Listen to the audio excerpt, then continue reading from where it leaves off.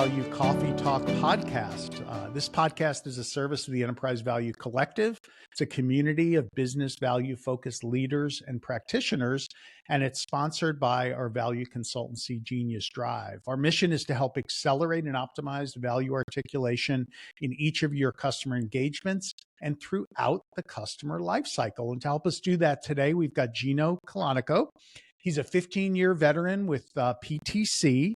And PTC, if you don't know him, focused on unleashing industrial innovation with solutions that enable manufacturing and industrial firms to differentiate their products and services, improve operational excellence, and increase workforce productivity. It's a lot of solutions, and we're going to talk about that in a moment.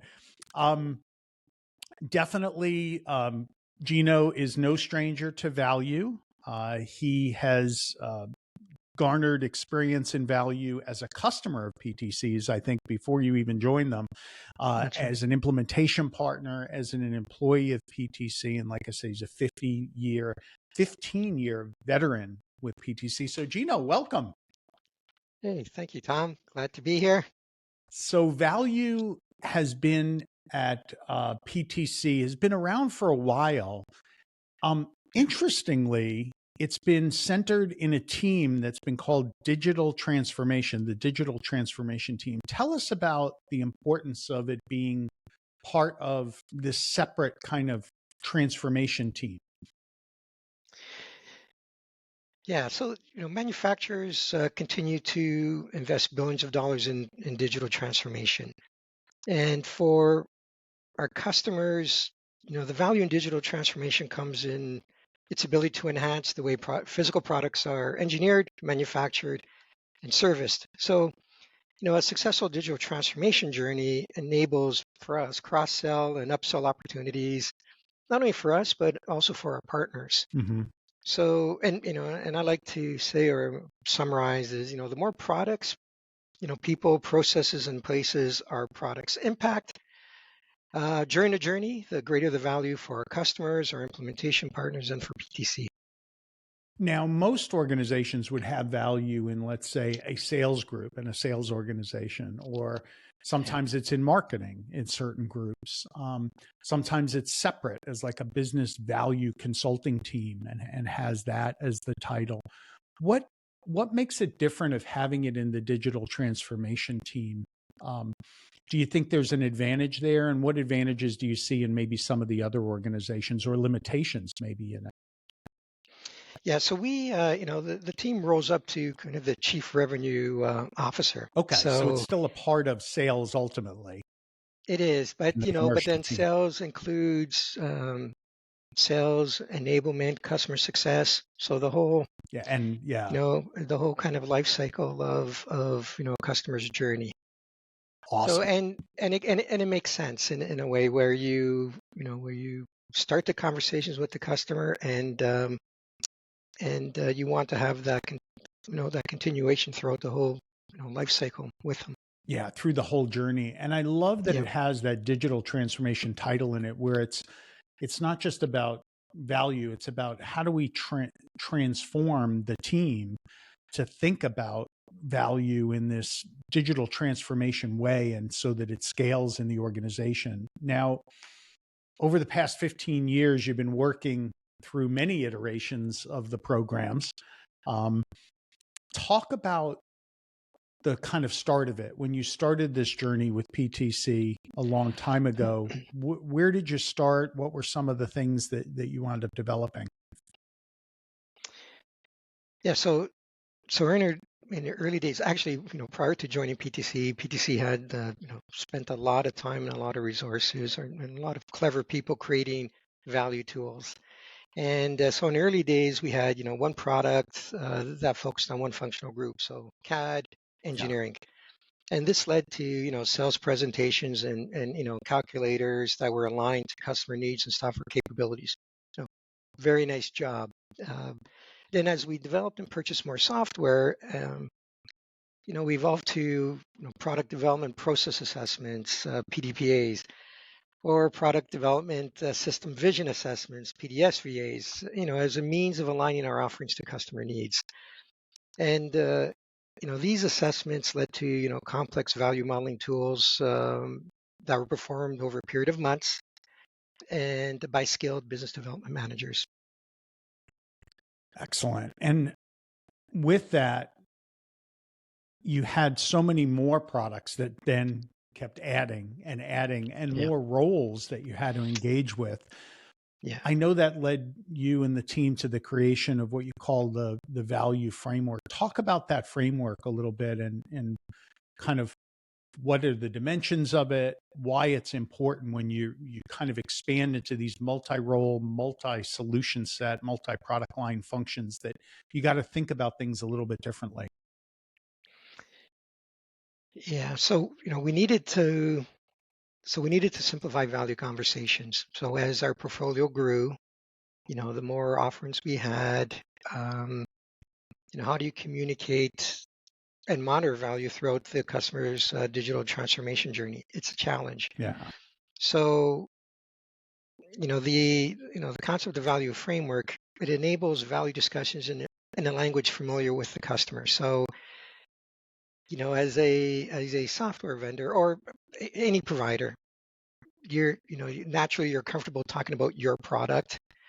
And what I'm doing with the value framework is, hey, let's talk about our product, but through the lens of the customer, right? Through their business. So it captures how an enterprise makes money and spends money via 4 value streams that focus on products, people, processes, and places. So Okay. if we look at the first value stream, new products. Now everybody creates a product, but they don't create new products every day. So it could be a 3 to 5 year, you're launching products. Those ones require people that have a little different skill set and have longer processes just by design, more reviews, more iterations. And there's a higher risk that all that work may not lead to a valid product, or the product may flop. But once you have that product launched, it goes into this kind of standard value stream that, oh, and by the way, the first value stream, new products, is all cost, no revenue. Yeah.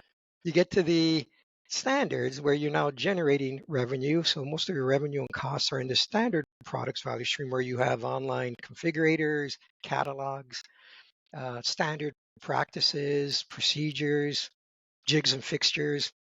And that one, is companies are constantly trying to refine it with lean initiatives, improving efficiencies. And Mhm. then once those products are out in the market for a while, there's this supporting products value stream.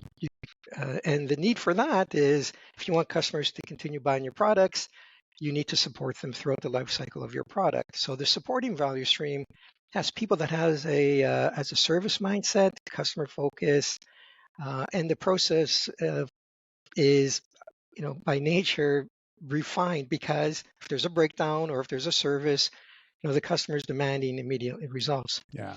Now, in the middle there is my favorite value stream, which is kind of a modified product value stream, or customized or engineering to order, personalization. Mhm. That one is the one that differentiates companies from their competitors. It's basically, hey, I like your product, but I want it read.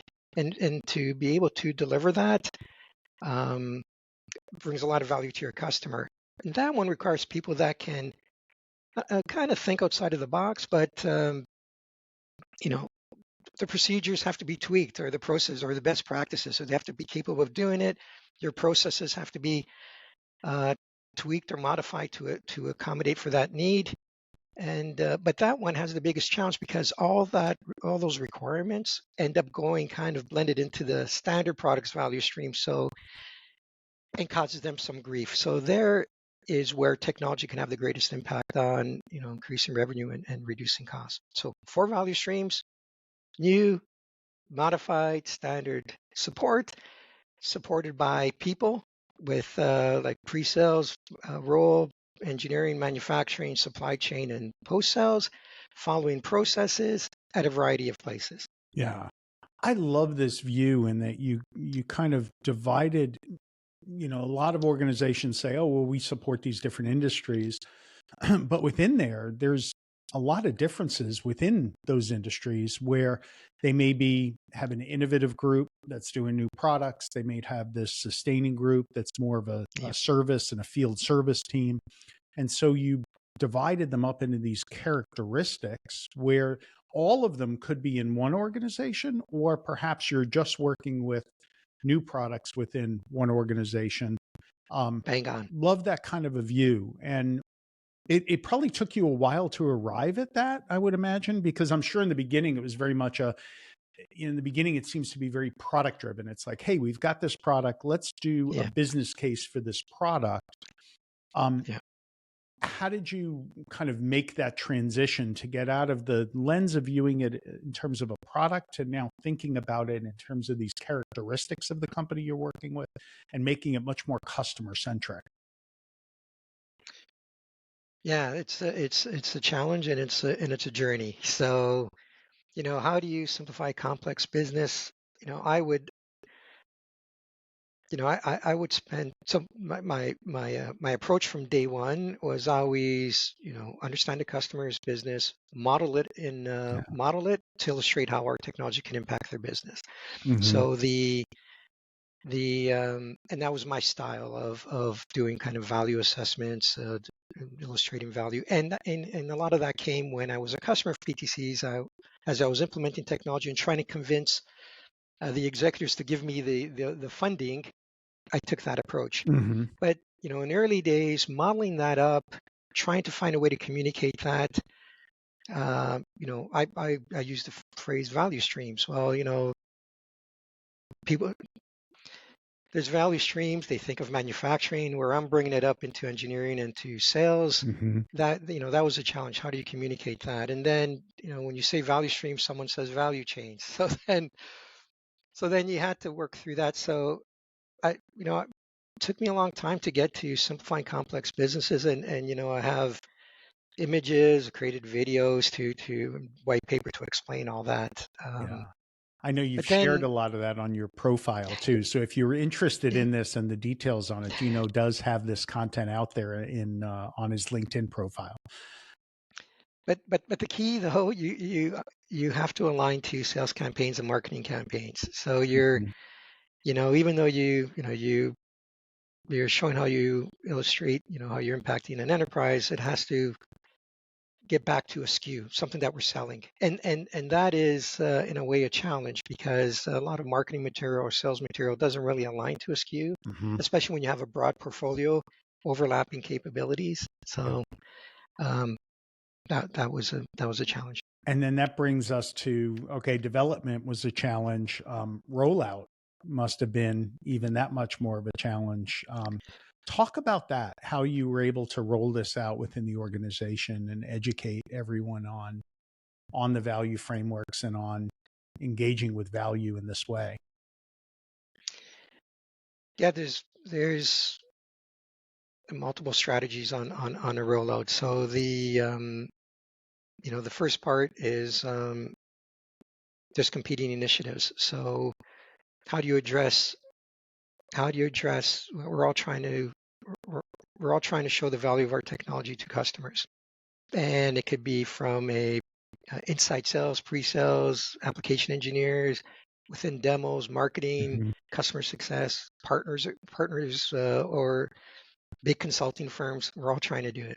So where the framework is the value framework, the kind of the unique differentiator is that it goes in with a prescriptive strategy versus a discovery strategy. And Mhm. and what does that mean? So, hey, we've been selling to people like you for a long time. We understand the challenges you have. Um, we have a solution for you. And some people are comfortable with that, and some people are not, because there's the impression that you could be rude by going in and just saying this is how we can help you. But on the other hand, customers, they're looking for partners that know what they're doing. Mhm. So going in with a point of view and being respectful, saying, "Hey, this is what we offer. Now maybe we can tweak a little bit," but that alone is something that that is a challenge that as I'm rolling this out, overcoming that. Mhm. And then, but then using existing sales decks, battle cards, videos, demos, bringing that all into the content that supports the framework. what that does is says, hey, this framework isn't different than how we've been working for 30 years. It's the Mm-hmm. same thing. All it's doing is taking all this material and and serving it up through the lens of a customer, Mm-hmm. how they view their enterprise. And then, of course, as we mentioned there, the videos I'm creating. So, I'm trying to align with current marketing initiatives. So I created a data-driven design for sustainability video series to support our sustainability initiatives. Hey, Yeah. again, Love same that. framework. We have an initiative. This is a talk track based off of my experiences before joining PTC, Mm-hmm. how, how it applies. So I'm constantly doing that. In other words, I'm trying to impact many products, people, processes, and places within PTC to illustrate that, hey, this framework, as much as it can help us have value discussions with our customer, it can also help us um, establish the value of our offering. Yeah. And so it's prescriptive in that you've got these profiles of, a customer could be new product, that could be standard, they could be supporting products, it could be modified. Um, and you're going out with a big point of view about that of Yep, here are the challenges in new products. And here's yep, everything that we see across all these different customers we've engaged with. And yep, here's what it's costing them. Here's the solutions we have, and here's the value that you can yep, deliver. And I think having those strong point of views, particularly when you have a complex portfolio, it simplifies it. It says, here's the problem we're here to solve. Now, if you've got that problem, wonderful. If you don't, then we may not be the right ones for you. But it is going out with a very poignant point of view. And it is going to resonate. If you're talking to yeah, someone who's a new product developer, what makes them tick, probably in some ways more than they do, because you've seen it across so many different organizations. And they yeah. might be feeling one or two of the pains, but not realize that they've got six or seven others that they really should be addressing. Some proactively ahead of time, getting ahead of the curve, That's some right. reactively where they just might not have recognized that what ails them and needs to be That's cured. right. Yeah. And also, if you're talking to, let's say, someone in engineering that's only focused on engineering, they may not realize that their end user or their customer, which could be manufacturing or service, is experiencing pain uh, as a result of what they're offering them, right? Yeah. So, going in and saying we can also, our solution can help these products or these types of products or these people or these types of processes also allows the user or the champion to realize that there's more to this enterprise than just me and my department doing my job. Yeah. Now, how have you helped to scale this across the organization? You mentioned some of the videos you recorded, but getting this to where sellers can implement it. You've got big sales teams that are working with these organizations. You've got to get this out to customers. So how did you scale? It's a work in process. We the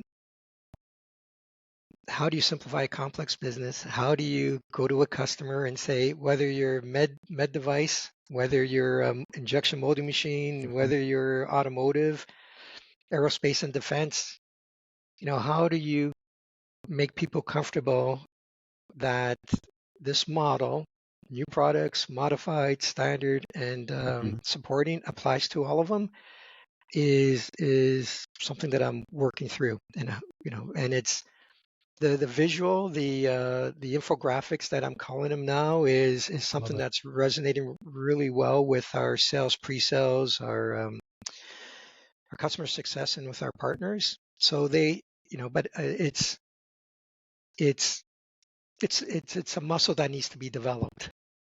Yeah.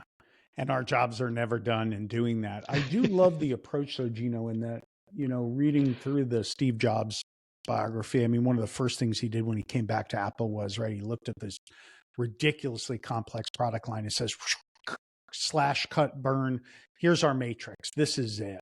Um, you've essentially boiled it down to these four different value streams of ways that PTC can provide value to that organization. And I love the simplicity of that. And I love the prescriptive nature of it, where it's like, hey, we've got a roadmap for you.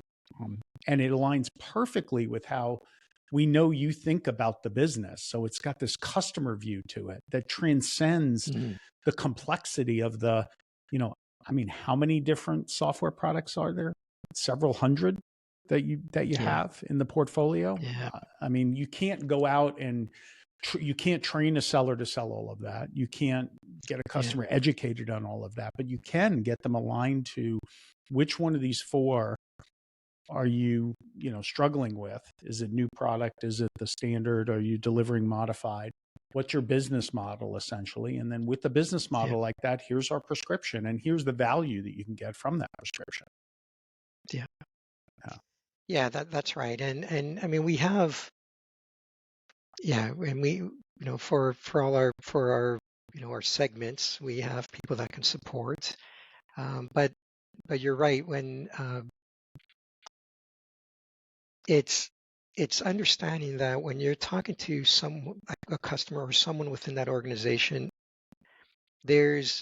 they can either be focused on engineering of new products, or it could be someone who's manufacturing standard products, or it could be someone who's servicing products out in the field. So the goal here is to say we can impact all these areas. Now, we do some better than others, and there's some people may want just a point solution that just meets one particular, and that's perfectly fine. It's knowing how we can all play together to impact the enterprise is what's important. But at the end of the day, we have a solution to meet a specific need, but then it's up to the customer to say, hey, is there value in that? So I'm promoting that. We may not be 100% the silver bullet, but if we're 80% there, it may be enough to have the customer maybe modify some of their best practices or some of their thinking, a little bit of organizational change management to accommodate what's out of the box versus getting into this path of customization or getting a point solution that may not support you throughout the life cycle. And I think that's it. Is that you're going in and offering this big, advice to improve that whole area, even if they're looking for a point solution. Again, it gets you to be more in that expert consultative framework in engaging. What's the one piece of advice you'd like to leave our Enterprise Value Collective with today, Gino?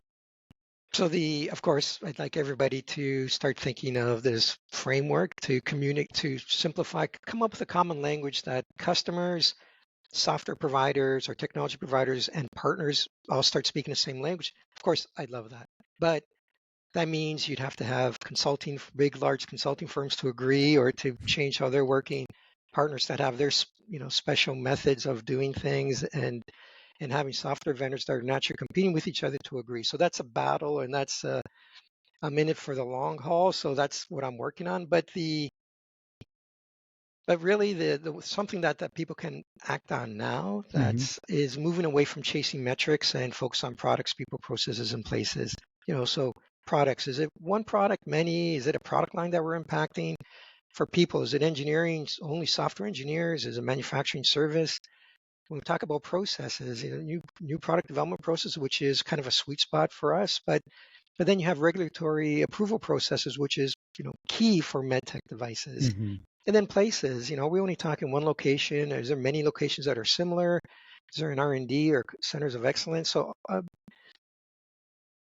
focusing on these elements, simplifies business value discussions with your customers, your partners, and within your own ecosystem. Yeah, it's characteristics of the customer that you've kind of codified and aligning to that rather than aligning to your products and the metrics from those individual products. Definitely. So Gino, thank you so much. Thanks for participating in the Value Talk Coffee Talk podcast today.